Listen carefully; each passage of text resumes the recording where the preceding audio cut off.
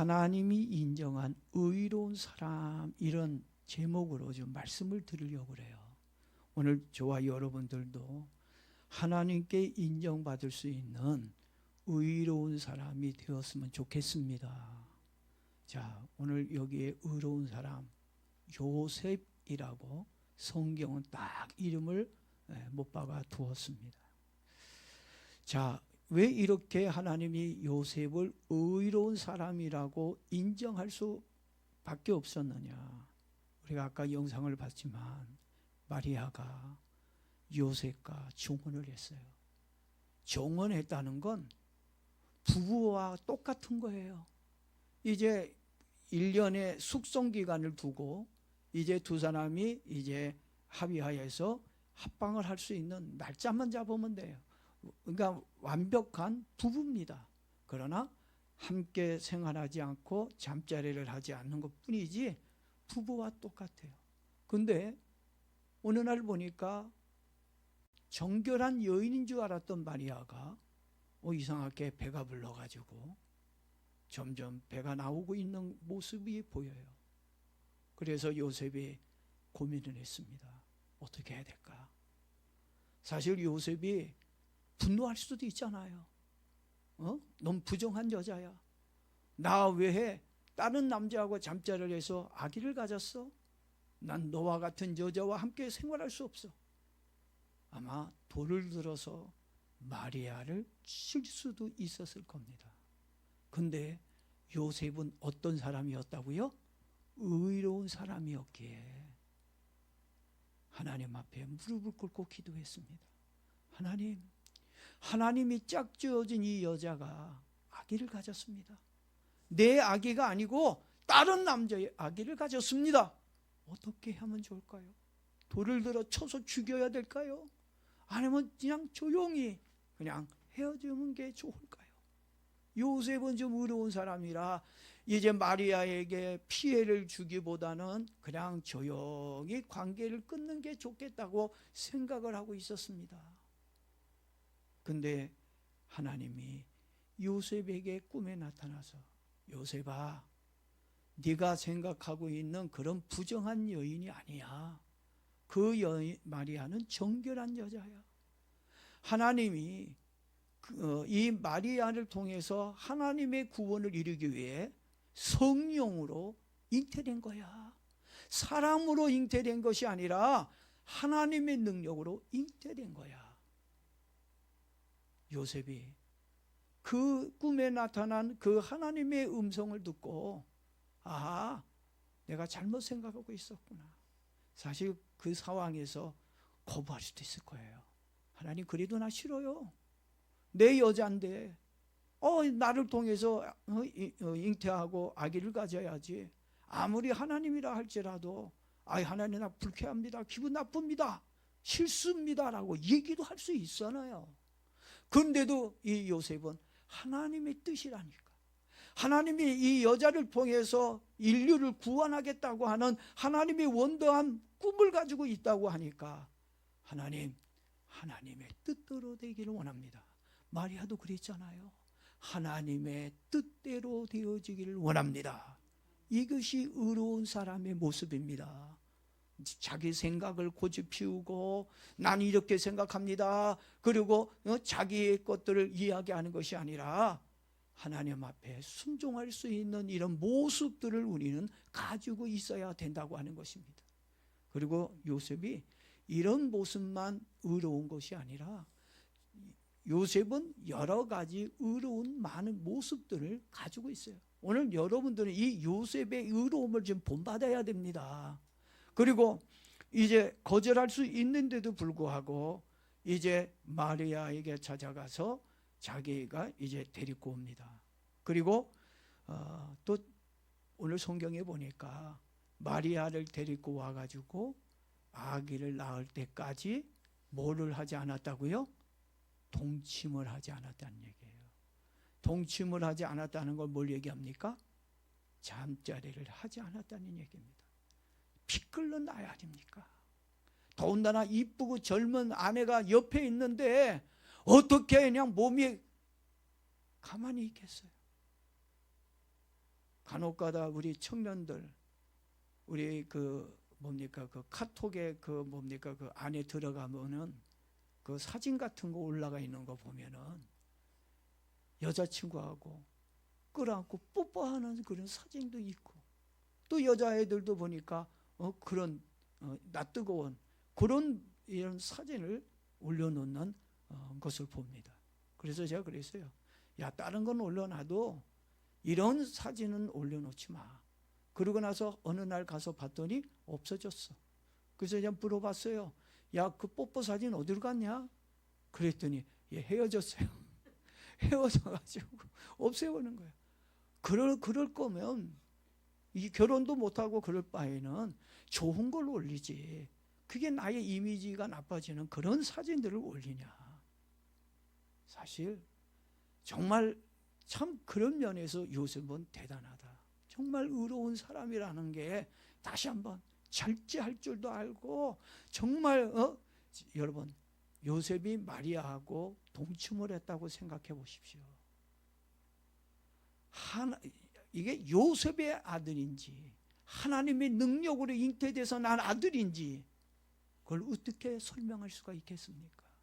근데 요셉은 정말 마리아의 이거 뭡니까 잉태는 하나님으로 잉태된 거라고 하는 확신 속에서 절대적으로 뭡니까 지키는 그런 모습을 봤어요. 오직 하나님의 거룩성만 나타날 수 있도록 자신의 육체의 이 모든 성욕이라든가 의지들을 다 내려놓는 그런 요셉을 봅니다. 그래서 하나님이 그런 걸 보면서 요셉에게 뭐라고 말씀하셨다고요? 의로운 사람이라고 말씀하고 있다고 하는 거예요. 마리아의 순결과 하나님의 거룩함을 지켜주고 싶었습니다. 그리고 천사가 요셉에게 얘기합니다. 요셉아, 마리아가 아들을 낳을 거야. 그 아들을 낳을 텐데 그 아들의 이름을 뭐라고 하라고요? 예수라고 줘. 자기가 생각하는 이름 있잖아요. 이런 아들이 됐으면 좋겠다라고 자기가 원하는 생각하는 아들의 이름을 지어주고 싶은 마음이 부모에게 있습니다. 근데 하나님이 예수로 하라. 자기 백성을 죄에서 구원한다고 하는 예수란 이름으로 지어주라. 앞으로 이 아이의 인생이, 앞으로 이 아이의 삶이 어떤 삶을 살 거라는 걸 요셉은 이제 그 이름을 통해서 알게 되어졌어요. 이 아기 예수는 단순한 나의 아들이 아니라 하나님의 아들이시고 메시아고 나를 구원하실 하나님이시구나. 그래서 소중하게 이제 아들을 예수라고 이름을 붙여줬습니다. 동방 박사들이 이제 왕이 어디서 태어난지를 몰라서 이제 예루살렘에 가가지고 헤롯에게 얘기했습니다. 왕이 어디서 났습니까? 아니 여기 왕이 난 적이 없는데. 근데 성경에 보니까 왕이 나타난다고, 왕이 태어난다고 그러고 왕이 태어날 이 별자리가 있는데 그 별자리를 보고 지금 이곳까지 따라왔는데 왕이 없다니요. 왕이 다른 곳에서 태어났구나. 우리 아기 예수님은 어디서 태어났어요? 예루살렘이 아니라 베들레헴에서 떡집으로 생명의 떡이 되신 예수님이 마국간의 구유에 이제 태어나서 누였습니다. 좋지 않는 환경이었어요. 그때 이제 또 요셉에게 얘기합니다. 요셉아, 마리아와 아기 예수를 데리고 이제 애굽으로 가라. 지금 어린 아이들을 전부 다 갓난아이를 헤롯이 이제 죽이려고 하고 있다. 그래서 또 그 말에 순종해서 먼 곳 애굽까지 도망을 갑니다. 그리고 헤롯이 죽었다는 이야기를 듣고 또다시 하나님이 이제 요셉에게 나사렛으로 가라. 그래서 나사렛에서 예수님이 성장할 수 있도록. 그리고 요셉은 하나님이 어떤 지시를 내리든지 무슨 말씀을 하시든지 반대하지 않고 토 하나 달지 아니하고 힘든 일들이었지만 하나님 말씀에 아멘 순종하고 가는 모습을 봅니다. 그런 모습을 보시면서 하나님은 요셉에게 뭐라고 말씀하셨다고요? 의로운 사람이라고 말씀하신 거예요. 여러분들도 좀 의로운 신앙인이 되길 바랍니다. 하나님의 말씀에 토달지 말고 부모님이 뭐 얘기하면 자기 생각 가지고 막 그냥 토달고 막 이러는 사람도 있어요. 그러지 말아요. 여러분이 하나님 앞에 인정받을 수 있는 의로운 사람이 되려면 내 생각도 있지만 하나님의 생각이 중요한 걸 알고 그 하나님의 말씀에 순종할 수 있는 저와 여러분 되어지기를 바랍니다. 그리고 이제 이 요셉은 죽기까지 가족을 부양했습니다. 네? 남편으로서, 부모님으로서 철저하게 자기의 그 주어진 역할과 사명을 충성스럽게 이제 생활했던 사람이 요셉이었습니다.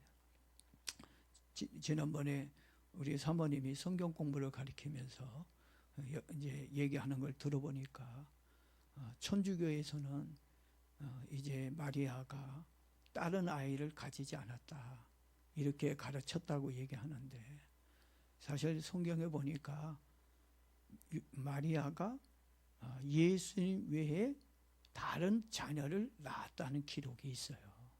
그래서 예수님의 형제고 또 신약 성경에 보니까 예수님의 동생 중에 누가 성경을 썼죠? 누구죠? 야고보인가요? 네? 야고보. 예수님의 동생 야고보가 신약 성경을 썼습니다. 근데 뭐 예수님 외에 다른 자녀를 낳지 않았다. 동정녀라고만 주장하는데 성경은 그렇게 얘기하고 있지 않아요. 성경은요. 좋은 거 나쁜 거. 성경은 좋은 것만 얘기하지 않고 나쁜 것도 다 우리에게 다 까발렸어요. 다 하나님은 자기의 수치스러운 하체를 다 드러내줬고 다 보였어요. 예수님이 십자가에 달릴 때도 실오라게 하나 걸치지 않고 우리에게 모든 인간의 수치스러운 모습을 하나님은 다 보여주셨어요. 오늘 저와 여러분들이 우리가 이 요셉의 헌신의 삶을 좀 기억하면서 하나님 앞에서 의로운 삶, 믿음의 삶을 살기를 바랍니다. 그리고 이제 우리도 요셉처럼 살고자 좀 결심했으면 좋겠고요. 또 오늘 제가 여러분들에게 이제 예수님께 경배하기 위해 왔던 사람들이 있습니다. 동방으로부터 그 먼 곳으로부터 아기 예수님을 경배하기 위해 수백 킬로 떨어진 곳에서 위험을 무릅쓰고 선물을 가지고 예수님께 왔습니다. 동방 박사들이 이제 각자 가져온 선물을 아기 예수님께 내놓습니다. 한 사람이 황금을 내놨습니다. 황금은 대부분이 금은 변하지가 않아서 변하지 않는 믿음. 결혼할 때 예물로 뭐를 옛날에 줬어요? 금을 끼워줬어요. 변하지 말자는 얘기죠. 금은 변하지 않아요. 시간이 흘러도 세월이 많이 갔어도 진짜 금은 변하지 않아요. 믿음을 뭘로 비유해 놓은지 성경에 믿음은 금으로 비유해 놓았습니다. 믿음은 변하면 믿음이 아니에요. 믿음은 시간이 가면 갈수록 세월이 흐르면 흐를수록 믿음은 어떻게 해요? 그대로 있는 거예요. 믿음이 변질됐다? 그거는요 금맥기 한 거예요. 진짜 금이 아닙니다. 그리고 금을 드렸다고 하는 것은 변함없는 믿음을 드렸다는 얘기입니다. 오늘 이 아기 예수님께 여러분 죽을 때까지 천국 갈 때까지 여러분의 믿음이 변하지 않고 끝까지 믿음을 지키고 여러분의 믿음을 주님께 드리기를 바랍니다. 그리고 또 금은 뭘 상징하냐면 왕권을 상징하고 있습니다. 예수님을 나의 왕으로 경배합니다. 예수님을 여러분의 왕으로 경배하십시오.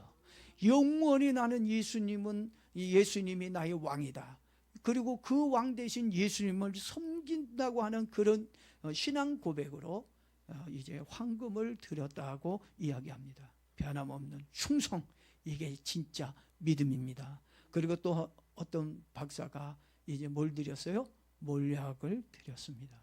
몰약은 사람이 죽으면 그 시신에 이제 부패하지 말라고 이제 발라주는 의약품입니다.